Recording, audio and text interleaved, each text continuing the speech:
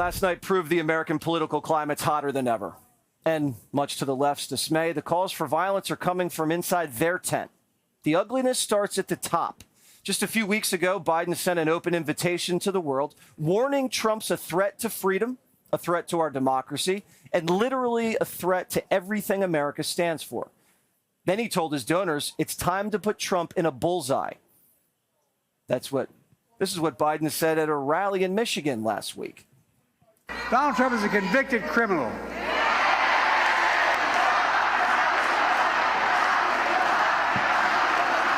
And I mean this from the bottom of my heart. Trump is a threat to this nation. But Trump is even more dangerous now.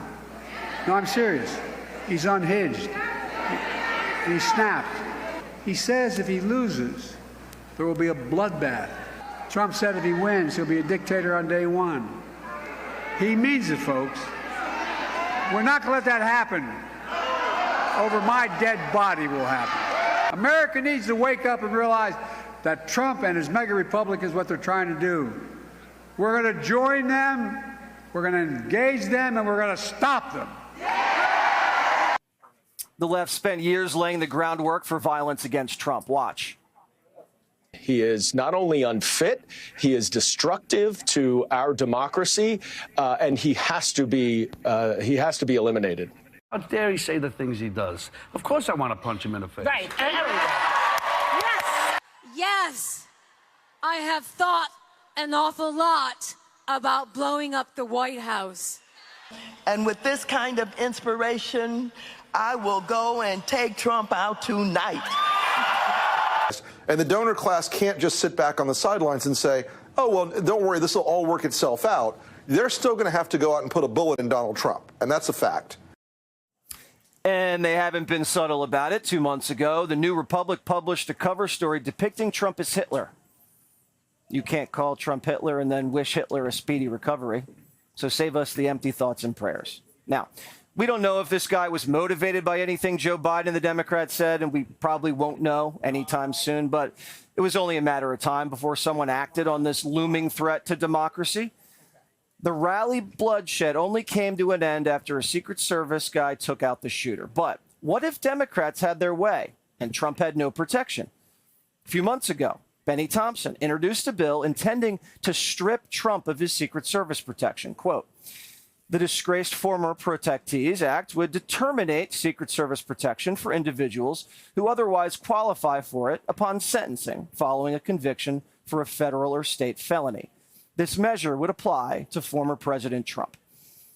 After Trump was shot, one of Benny Thompson's staffers posted this, "Don't miss next time." And not even 24 hours after the assassination attempt, the left's managed to blame Trump for almost being killed. Watch this. We were just looking back this morning at some of the things that former President Trump has said. He warned last March of potential death and destruction if he were charged by the Manhattan District Attorney. Our country is being destroyed as they tell us to be peaceful.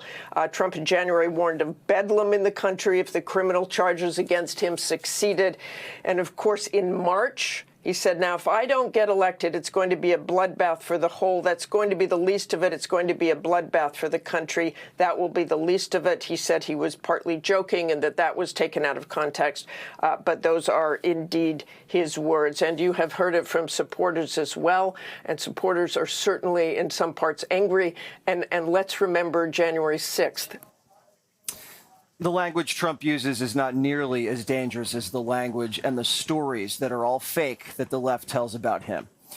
And we're saying Biden's incompetent. That's what Republicans say. That's it. We're not calling him an evil Nazi who will be dictator for life. But CBS is convinced that violent conservatives are the real problem here. You're taking me to exactly what I've been underscoring and is frankly very concerning in the rhetoric we are seeing at this hour already. We are seeing some Republican lawmakers come out with statements directly drawing a line between the shooter, whose name we do not know. We do not know if he's a lone actor or was somebody else, but drawing some connection to the government. We have nothing to base that on at this hour. This kind of rhetoric has a nexus to violence. We saw that on January 6th. We saw that in the attack against Nancy Pelosi's husband and multiple other instances. This is why Americans don't like the media. How are we supposed to stop this from happening again if this is the message being broadcast to the nation?